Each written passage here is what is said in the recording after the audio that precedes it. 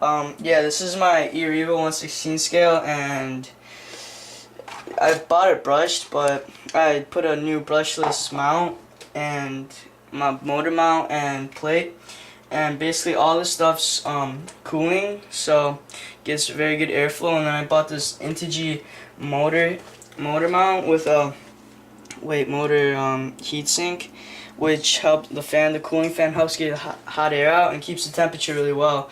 And I didn't have any room for the ESC cooling fan, so I just left it how it was. And then next thing I upgraded was the shocks. Those are a must need. And then I also the shocks need. I got black grade springs, the highest springs you could get, which holds up your car right now. My car really good. Doesn't even bottom out, and they're all the way down.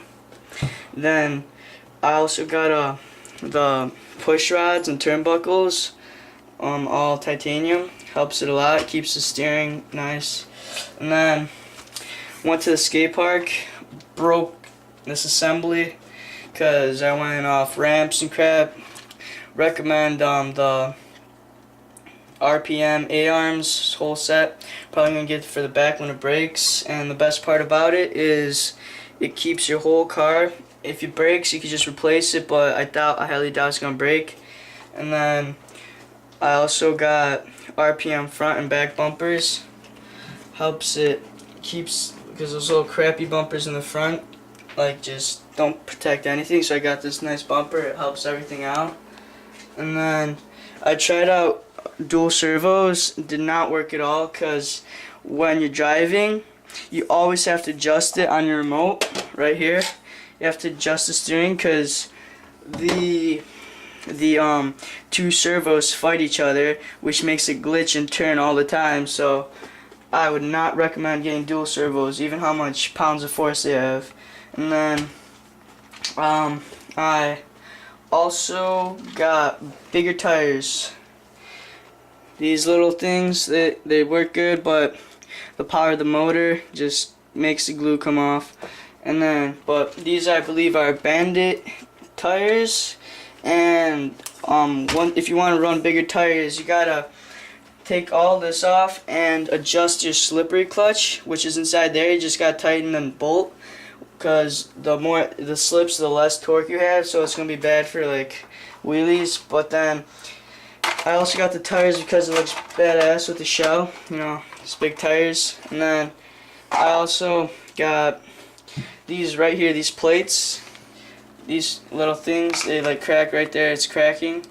And I got those aluminum because that's like the third pair I broke. So I would strongly recommend those getting aluminum, because mine are already coming in soon. And then to the batteries, I got a stock battery, and then I got a bunch of nickel metal hydrates, 1600 milliamps, and then I got a couple lipos. With the lipos, they're really good. The best are 2 cells. Don't run 3 cells because they run out really fast, and they just, I don't know, not worth the money, because you have to pay like 40 bucks. When these, you got longer run time and you got very good speed. With when you charge them, I'll get to the charging later, but I had this remote. It was HPI remote TF40, and my friend, he's an idiot, and he broke this. Yep, broke it, and which caused me to break my titanium push rod, so I had to put the stock one back in, which I'm very disappointed in. So now I got the Traxxas remote right there. Not as good because, I don't know, doesn't feel as comfortable.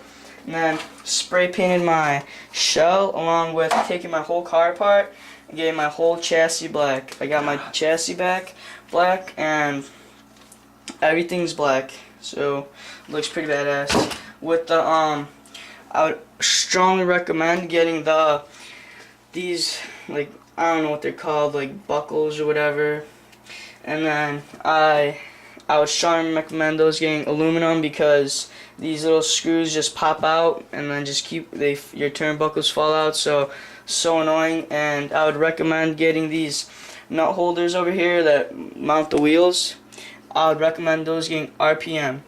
And then also I just ordered T-Bone Racing skid plate, so it covers this whole entire bottom car, and it helps it so much. But I heard it's a pain in the ass to put it on, but I heard if you break it, well, it's impossible to break, so if you break it somehow, I don't know how, they just replace it for free.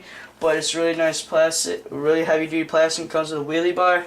I took off my wing because my shell just looks cooler without the wing, and well, that's basically it on the car. And for the upgrades, I recommend all that. And then the charger here, I got the Thunder AC6 charger, and I'm currently charging my 1600 milliamp battery. And I have my heat indicator, which I strongly recommend because it shuts off the charger and the battery once your battery gets to a certain hot temperature. And you have all the programs, which I'm not going to go through today.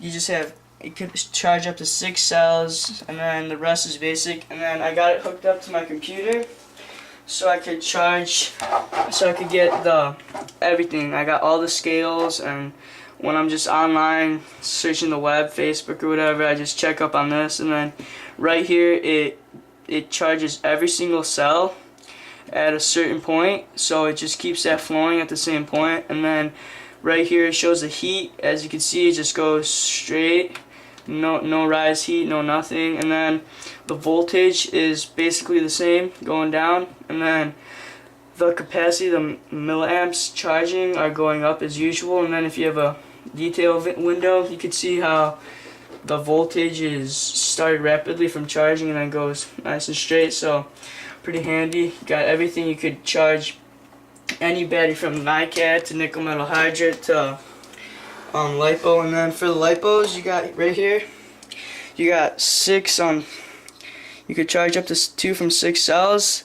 You just right here, you plug it in to the 2-cell adapter right there. You plug it into your battery charger right here, plug it in, get the heat indicator, plug all that in, makes it really nice and tidy.